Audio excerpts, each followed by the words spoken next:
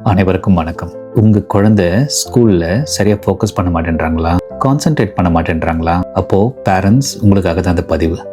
Attention leads to concentration. இப்போ 4 signs of lack in concentration என்னென்னன்றது பார்க்கலாம். First, easily distracted.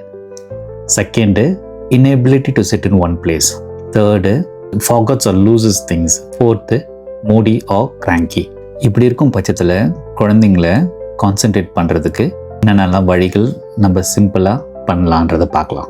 First and foremost brain exercises கொடுக்கலாம். Second, அந்த டாஸ்க்கை பிரேக் பண்ணலாம். தேர்டு, பிரெயின் பூஸ்டிங் ஃபுட்ஸ் கொடுக்க பார்க்கலாம். இந்த வெண்டைக்காய்லாம் இருக்குது பார்த்தீங்களா, சில பேர் சொல்லுவாங்க மேக்ஸுக்கு வெண்டைக்காய் நல்லதுன்ற மாதிரி. Fourth, exercises.